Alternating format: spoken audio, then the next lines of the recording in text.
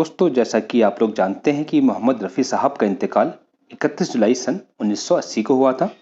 रफ़ी साहब मात्र 56 साल की उम्र में इस फ़ानी दुनिया को अलविदा कह गए थे और अपने करोड़ों चाहने वालों को एक कभी ख़त्म न होने वाला दर्द दे गए थे। जब रफ़ी साहब का इंतकाल हुआ, तब इस्लाम का सबसे पवित्र माना जाने वाला रमज़ान का पाक महीना चल रहा था और रात करीब 10 बजे का वक्त था जब रफ़ी साहब का इंतकाल हुआ था। जब रफ़ी साहब के जनाजे को लेकर जाने की तैयारी हो रही थी, उस वक्त बहुत ही ज़बरदस्त बारिश हो रही थी। वैसे तो आमतौर पर जुलाई के महीने में मुंबई में बहुत ही ज़्यादा बारिश होती है, लेकिन उस दिन ऐसा महसूस हो रहा था कि रफ़ी साहब के गम में आसमान भी रो रहा है।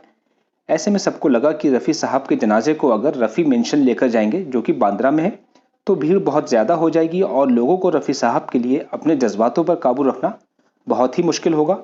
इसीलिए आखिर में ये फैसला लिया गया कि रफ़ी साहब के जनाजे को रात भर तो हॉस्पिटल में ही रोकते हैं। और इसके अलावा एक वजह ये भी थी कि उस वक्त वहाँ पर उनके एक ही बेटे शाहिद रफ़ी मौजूद थे और उनके बाकी बेटे लंदन में थे। तो हो सकता है थोड़ा इंतज़ार करने पर बाकी बच्चे भी रफ़ी साहब के आखिरी दीदार के लिए मुंबई पहुँच जाएं। इसीलिए रफ़ी साहब के जनाजे को रात भर हॉस्पिटल में ही रोकने का फैसला किया गया। उसके बाद रफ़ी साहब के साले ज़हीर साहब और भूपिंदर सिंह जी और उत्तम सिंह जी वहाँ पर रुक गए। भूपिंदर सिंह जी, जैसा कि आप जानते हैं, बहुत जाने माने गायक हैं और उत्तम सिंह जी बहुत जाने माने संगीतकार हैं। इत्तेफाक से उस वक्त हॉस्पिटल के रूम का एसी सही से काम नहीं कर रहा था, तो बर्फ़ की सिल्लियाँ मंगाई गई ताकि रात भर कोई दिक्कत ना हो। सुबह होने पर उत्तम सिंह जी और कुछ लोगों ने फैसला किया कि कुछ फूल भी रफ़ी साहब के जनाजे पर होना चाहिए और वो लोग फूलों की दुकान पर पहुंचे। अब एक और इत्तेफाक की दुकान मंदिर के पास थी और उस दुकान से फूल ले जाकर देवी देवताओं पर चढ़ाए जाते थे। वहां से उन लोगों ने काफ़ी सारे फूल ले जाकर रफ़ी साहब के जनाजे पर रख दिए। उसके बाद रफ़ी साहब के जनाजे को रफ़ी मेंशन ले जाया गया। वहां से रफ़ी साहब का जनाजा ओपन ट्रक में सांता क्रूज के कब्रिस्तान के लिए ले जाया गया।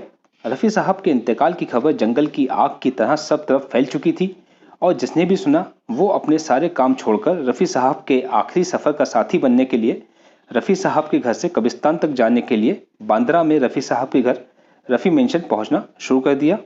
इस तरह हज़ारों की भीड़ रफ़ी साहब के आखिरी सफ़र का गवाह बनने के लिए उनके साथ चली।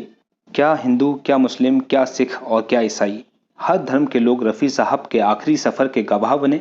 और जब रफ़ी साहब का जनाजा कब्रिस्तान पहुंचा तो लोग उनकी आखिरी झलक पाने को बेताब थे। बहुत सारे लोग कब्रिस्तान की दीवारों पर चढ़ गए। कब्रिस्तान की दीवारों पर कांच लगे होने की वजह से बहुत से लोगों के हाथों से खून भी बह रहा था, फिर भी लोग पीछे नहीं हट रहे थे। जब रफ़ी साहब को दफना दिया गया तो उसके बाद कई सारे लोग रफ़ी साहब की कब्र की मिट्टी भी अपने साथ रफ़ी साहब की निशानी के तौर पर ले गए।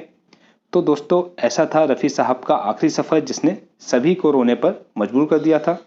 रफ़ी साहब के इंतकाल पर भारत सरकार ने भी 2 दिन का राष्ट्रीय शोक घोषित किया था।